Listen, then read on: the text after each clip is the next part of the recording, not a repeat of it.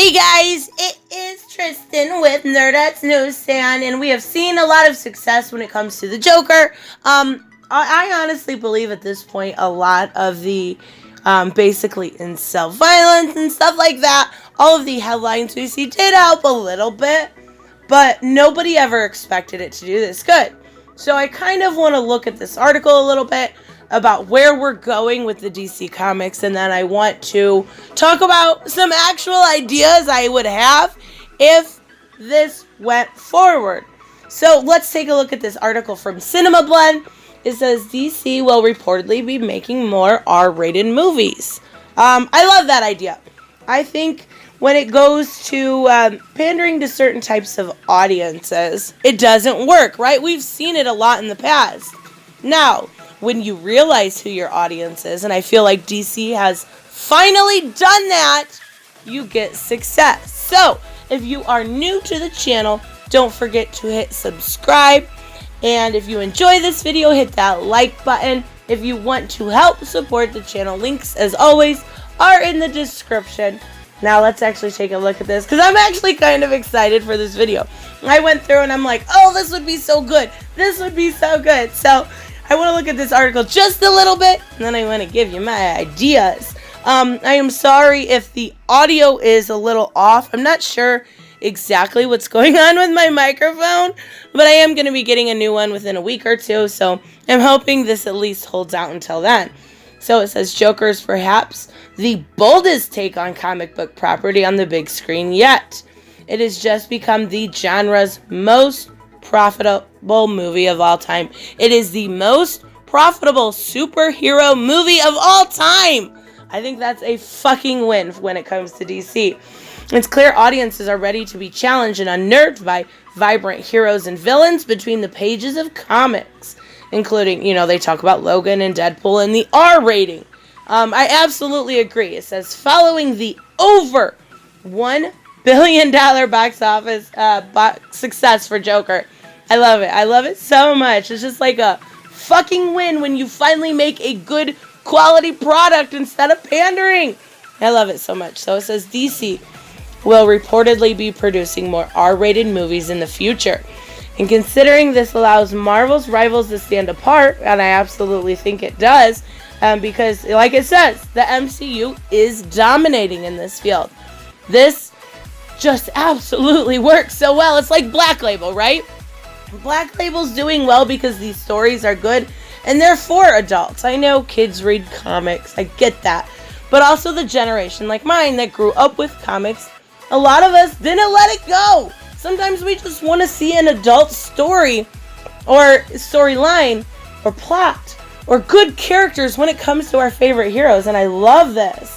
It says, according to Variety, a couple highly anticipated DC movies could have a R rating. And they do talk about the possibility of Birds of Prey and Suicide Squad having one. I literally don't care about. I'm still up in the air about Suicide Squad. Or the Suicide Squad. My bad.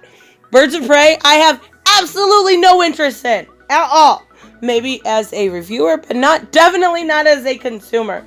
So, reports surfaced last week about the Joker having a possible sequel.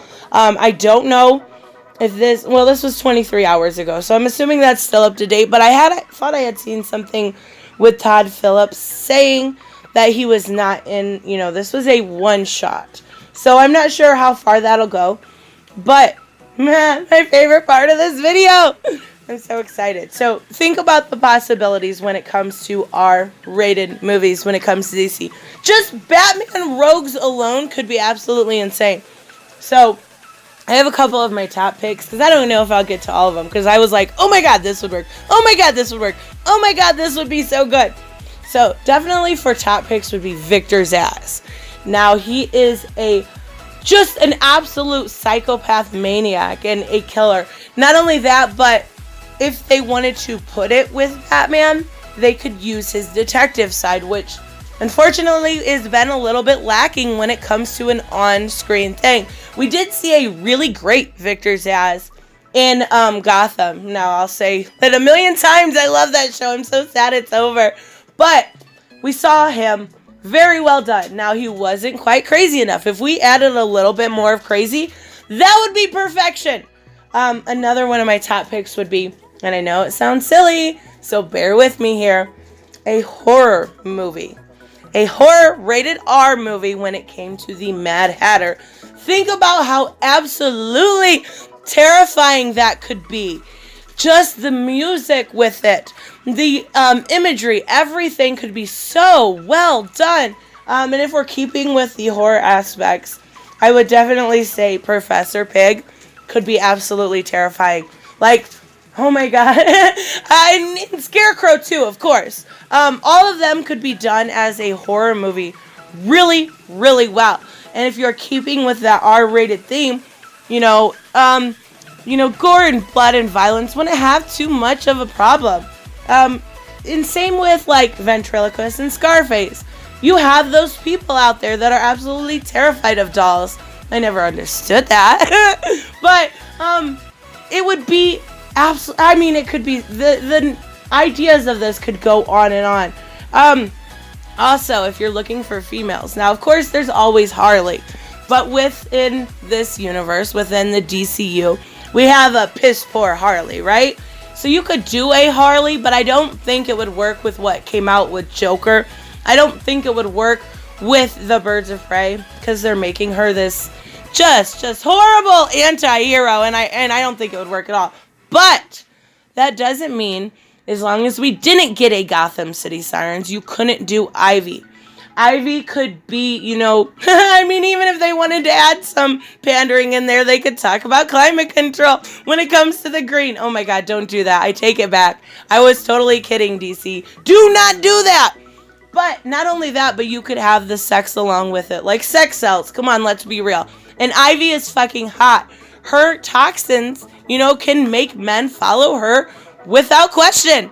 It could totally work. Same, I could go through basically all of the Batman villains, because you could do a really good Riddler. We got a good Riddler on Gotham again. But you could do a very good enigmatic storyline. Same with Two-Face, Harvey Dent as a police officer.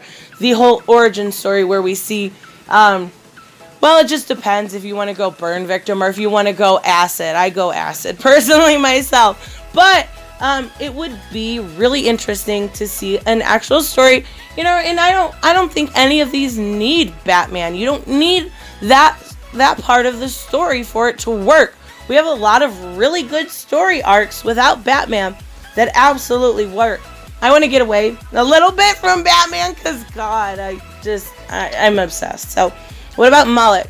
Now, I know this is kind of far-fetched because there isn't a whole... there's not near as much source material on Mullock as there is, like, an Ivy, for instance. But Mullock in Before Watchmen is really well done. You feel bad for him for how different he actually is. And how much, he's got that bullying when he's young. And then he turns into this chaotic person who eventually is absolutely just taken advantage of by Ozzy. And you could do Ozzy too, but I don't feel like that would work near as well as a Mullock would. You would have to have, obviously, the Minutemen in it. But I think it could really, really work. A very dark Mullock origin story. I've been reading way too much Before Watchmen lately. Okay, back to Batman. Hugo Strange and his scientific experiments, all of that could be absolutely terrifying. Even the Court of Holland Talon. Like, okay, you kind of need Batman for that. I take that one back. But Deathstroke would be another really good one that kind of goes across the platform. We've seen him with Titans and Batman and so on and so forth. So it would get the people in that like the different genres. Not only that, but you could put the origin of his, his original story when he was in war. People that like war movies would be included in that. I think it could totally work. I think I'm almost done here. I apologize. Obviously we could do Zod and Lex Luthor. That would work. I just feel like those characters are really tied into Superman because we all know that Batman has the best rogues gallery. And again, like you could do Long Halloween Calendar Man type thing, but That's another where you would have to kind of have Batman, even for Bane. I guess you could do Bane too, but Trigon would be another really good one that you could do.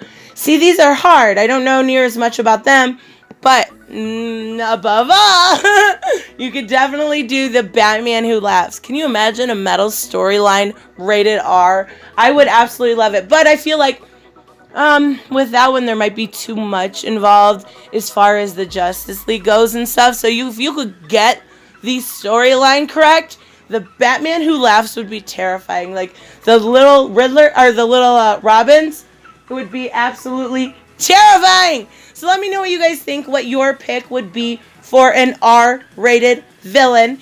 And, yeah, make sure you leave a comment because I read each and every single one of them. I will see you in the next one. Bye-bye. Hey, I want to give a huge shout out to my Subscribe Star and Patreons. You guys literally make this channel possible. Thank you so much to Sanjuro, Way Else One, BG Torrance, Black Knight Fool, Brucey, Grand Smear, Jeffrey Allen Carnes, Jeremy Burtz, Mike Buckner, Robert, and Timothy French. You guys are freaking amazing. Thank you so much, and make sure you like and subscribe, and I will see you guys in the next one. Bye-bye.